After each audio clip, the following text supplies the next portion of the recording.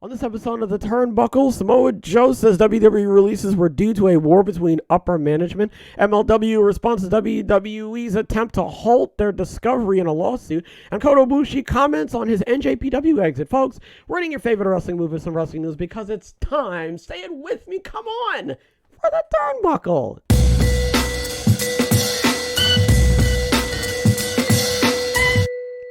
Samoa Joe believes that his releases from WWE were due to what he understands to have been a war between upper management in the company that affected himself and others. Speaking to Renee on the sessions, the current AEW roster member was asked about being cut by WWE in April 2021, only to reappear in WWE NXT 2 months later after being rehired by Triple H. He said, while the information was unconfirmed, but came on good authority from those directly involved, quote, there was issues between the two upper echelons of management, and they were playing out their war with the careers and the contracts of people underneath them. The former NXT champion said after being released for a second time in January 2022, he said, I just kind of chuckled as I realized it was very much the same situation. At the same time, I wasn't bitter or mad. He admitted he was, quote, expensive and believes the company saved money by letting him go, which he wasn't bothered by. Rather, it was, quote, more the silliness of the situation, what they were doing, and the reasoning why they were doing it. Joe said after the second release, other opportunities came available, which included Twisted Metal, a Peacock show based on the video game that is set to be released this year in which he plays Sweet Tooth. The Ring of Honor TV champion also talked about his injury history and the key to recovering from his concussions, nearly retiring, and being the most fined person in TNA history, and more. And for those of you who don't remember, Joe was NXT champion, and then Joe put out this Twitter video saying how he was injured or something. He put out a video and he was like, yeah, I'm not gonna be able to wrestle anymore, I'm out of here. And then he vacated the title, and then I think that was when Karrion Kross got it.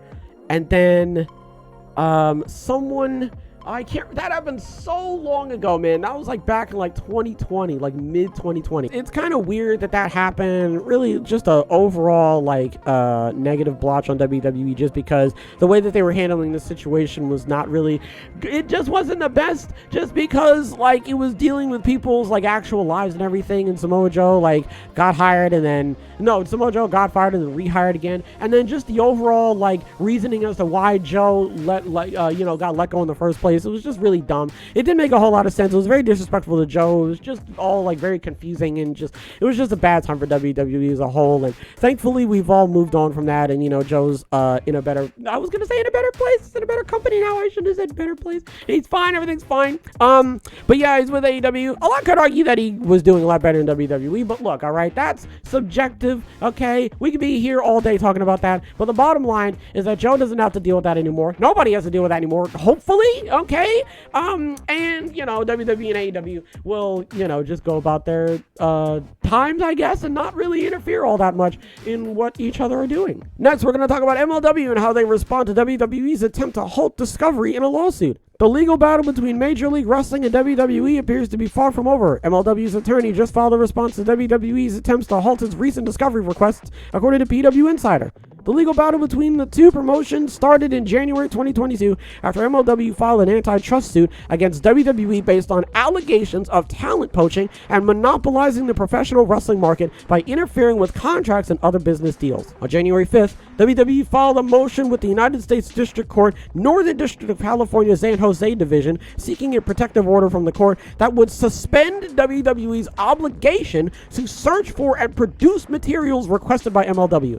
WWE is arguing that the process of unearthing all of the documents and materials MLW requested could ultimately cost the company millions of dollars.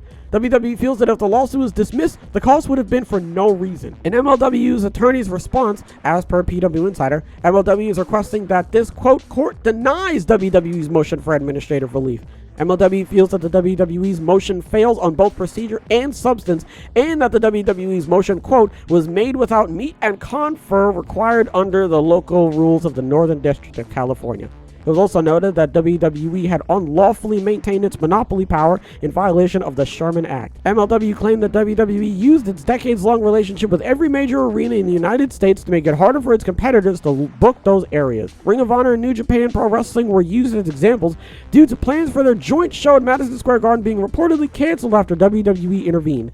Ring of Honor and New Japan Pro Wrestling later overcame WWE's efforts and moved forward with their G1 Supercard event at Madison Square Garden in 2019. MLW are like, hey, you're doing a bunch of shady stuff and we don't like that. And WWE's like, first of all, I don't know what you're talking about. And second of all, can we cut this out because it's costing us a bunch of money and I don't really feel like dealing with all that. And MLW's like, no, what are you talking about? Get this guy out of here. It makes sense that MLW is kind of like, you know, going toe to toe with WWE right now. And I have just all the respect for MLW right now. As long as, like, it doesn't come out that MLW is just doing this for like a stunt, or like there's no actual legal, you know, like, what am I trying to say? There's nothing like they can actually pin WWE on. You know what I'm saying? Not like they're making it up, but more, well, actually, yeah, they are making it up. Like, I hope that that's not the case. I don't really think that it is. I'm just saying I don't want this to be like a big show. I really want MLW to try and actually come out the victor on this end. Like, I don't want WWE to feel like they can just get away with, like, doing whatever they want to the wrestling landscape, and then when a company, especially the size, no offense, but especially the size of MLW, like, you don't want WWE to be like, yep, whatever, and then just smack them off and then continue doing what they're doing. Like, hopefully MLW is actually able to, you know, come out on the receiving end, you know, in a positive way because of all this. So here's hoping, you know, that the right decision is made, and we're just gonna have to see what happens. Finally, we're gonna be talking about Kota Ibushi. Now he comments on his NJPW exit. As reported earlier, former IWGP World Heavyweight Champion Kota Ibushi is officially a free agent, and the Japanese star took to Twitter to comment on his exit from NJPW. There were various conflicts, but thank you to New Japan Pro Wrestling. I chose the position of being free to renew my contract. Thank you for your long and condensed period. Thank you. From now on, I hope you will watch over my path. I don't know what will happen, wrote Ibushi. JPW released a statement about his departure earlier, apologizing to fans and wishing Ibushi the very best in all his future endeavors. It's no secret that there were issues between Ibushi and NJPW officials. Last year, Ibushi took to social media claiming that he was being pressured into returning early from his injury and had to deal with sexually harassing bosses and power harassment. Ibushi has not wrestled since he dislocated his shoulder in October 2021 during the G1 Climax 31 tournament finals against current IWGP World Heavyweight Champion Kazuchika Okada. The 40-year-old is scheduled to make his in-ring return and game-changer wrestling debut at the end of March. He will be a part of two GCW's The Collective events, Bloodsport and Joey Janela's Spring Break. It was also revealed on Tuesday night that Ibushi's opponent for Josh Barnett's Bloodsport 9 will be Impact Wrestling star Speedball Mike Bailey. I do remember hearing about that when Ibushi was going on there and basically saying, like, yeah, I'm being, like, forced to wrestle or something like that. I do remember hearing that.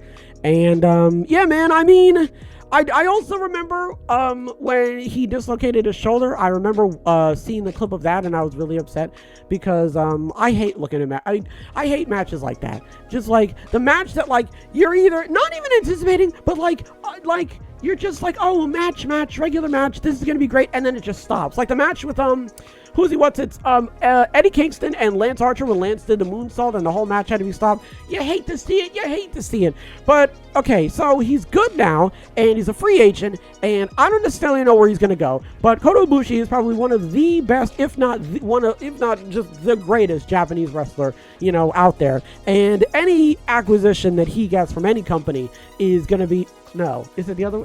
The company acquires him. So any company that acquires him is going to be in good hands. We're just going to have to wait and see what he does. Really, there's not really much else that we can say other than, like, you know, good luck to all his future endeavors, like NJPW said.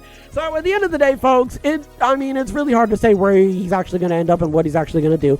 But at the end of the day, hopefully wherever he goes, he's happy, and we don't have to hear any more about this, you know, harassment and they're forcing you to work through injury and stuff like that. So hopefully wherever he goes, it's the complete opposite, and he's going to have a wonderful time. What do we talk about? Samoa Joe says that he and a couple other people got thrown around in the whole NXT wars, and then they all got released because Vince McMahon was like, oh, these toys aren't that good, and I want better toys. Or no, yeah, these toys aren't that good, and I'm gonna switch the game room around. I don't know. MLW sponsors WWE's attempt. I love the WWE. It's like, I don't want to do this. Can we not do this, please? It's gonna take a lot of time and it's gonna cost a lot of money. And MLW's like, no, what are you talking about? Okay, get out of here.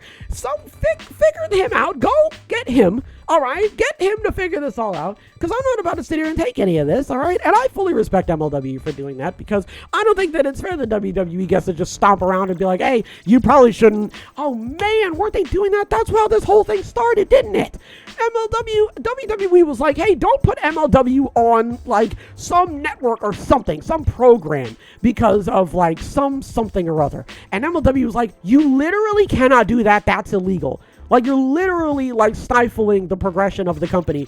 You cannot do that. I remember reading about that. And Kota Ibushi is not with NJPW anymore. That's perfectly fine by me. He's been with NJPW for quite some time, as long as I can remember. Okay, he's had fantastic matches. Wasn't he a double champion, man? I swear he was IWGP World Heavyweight and, like, Intercontinental or International or something, but I swear he was a double champion. And then, yeah, man, he got injured, but, you know, he's doing better now, and I'm really glad to hear about that, and I can't wait to see where he's going to go. And listen, only time will tell how his future is going to hold us, so we're just going to have to wait and see what happens. Folks, that's going to do it for this episode. Hopefully everybody has a wonderful tonight and a wonderful tomorrow. And as always, big hugs all around.